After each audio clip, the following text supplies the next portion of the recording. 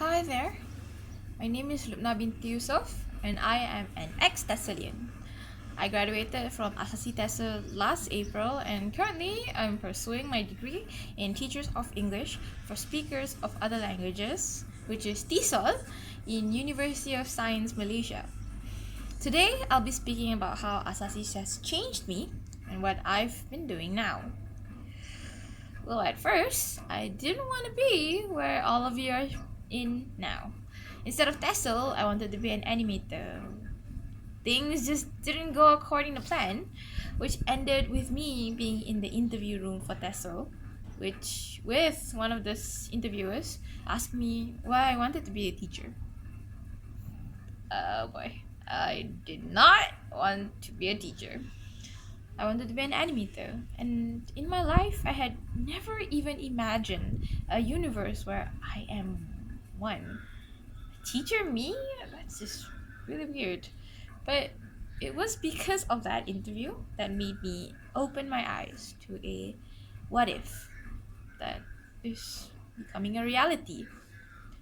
So I told them that if I ever be one, it was because I wanted to teach the language so that my students could understand better, could understand each other better.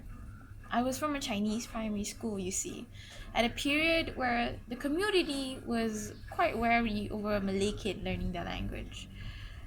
I was at the short end of the stick we call racism, and when I got into high school, my best friend, who are of different races, went through the same thing too. I hated the thought of someone else going through the same thing, and I believed English could be the key to solve all the conflicts that stemmed from miscommunication. Oh, with that one reason, June came, and I started Asasi TESL in UiTM Landu. When I told my dad that I was going, he told that it was probably going to be a lot like High School Musical. Yeah, he was right. I did nothing but sing, act, speak English, spoke more English, wrote English, and made more friends. My most memorable moments was with Madam Naga, who taught me not only grammar, but how to be a useful person to society, who taught me that being woke is something that I have to be now, and to be aware of things around me. Madam K taught me that two different people who are of complete opposites can find a middle ground, and that finding it could make something even more wonderful than doing it alone can. Mr. Adline gave me a good tip about utilizing my voice, which is apparently the strongest weapon I have. And the rest of TESOL, during that time there was only 400 of us, each and every one of them showed me how it felt to be belonged.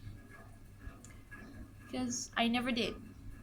I was always the sore thumb sticking out, the mostly because nobody understood I was speaking in English, nobody understood me speaking English, nobody spoke English, and it was just a really lonely path. I had nobody who understood how I felt. And I know that a lot of you would probably have gone through the same thing. And I know that a lot of you would want to change that perspective. That's why you came here. But for me, coming to Asasi felt like finding other lost wanderers and being lost together. And it had felt wonderful. I never had so many people have faith in me. And in return, I give them as much help that they need. Let it be my cosplay, sewing skills, or just a comment on their prayer performance or their essays. Heavens, just come to me for anything. I could give you my opinion because that's the only thing that I can give, and I hope that you do take it. Oh, back then in high school, I was never the studiest type. I hated it. I hated it. I hated it. But coming here, I flourished. Reading is still my worst subject. Agama is still my worst subject. I don't understand TED, but it was fun because everybody didn't understand what they're doing either. For the first time in my life, it became fun. I became more motivated, and it was all because of everyone's belief in me that I am where I am now. So somewhere in January, I signed up for UPU. and with everybody just going, Lubna, go for it, Lubna, go for it, I signed up for USM's TESL program too. In April, I had to say goodbye, and somewhere in May, I was called up for an interview for USM's TESL. It was a far cry from how it was when I entered TESL. When I went for the interview for TESL, I was completely not ready at all. But for TESL, I gave it a lot of thought. I gave them the same reason that I gave during the interview for TESL. And I told them, if this is the universe that I do become a teacher, I'd like USM to give me a chance. Somewhere in August, I got accepted. I'm gonna just tell you that TESOL is a bit different. Where TESOL would allow you to teach in countries where English is second language, TESOL would get you to teach all over the world. And as of now, USM is the only IPTA that offers a TESOL program. Apparently, all you need to be eligible is a 3-point CGPA and a band form wet, and after that you'll probably go to an interview. So USM don't require you to pass MEDC, but oddly enough they'll ask you to retake MEDC in the first semester. Now here's the tricky part. As of my batch for 2016 and 2017 session, 2,000 people applied for a spot in TESOL, 200 people got accepted into the interview, and only 35 was chosen. That's true, I only have 35 in my class. I'm fairly sure UiTM TESOL has a little bit lesser than that, but it's a huge thing. In USM alone, TESOL alone only takes 0.0008% of the population. And in TESOL, UiTM x Asasi TESL are scarce. But I hope and I would like to see an increase in numbers in the later years, in the years coming. Being TESOL is pretty special, even though the rules are really harsh. You can't choose a minor or an elective. Some of the subjects are a pain in the neck, and by that I mean adolescence. Psychology of adolescence in Bahasa Malaysia. I can't even deal with TED in English. How am I gonna do this?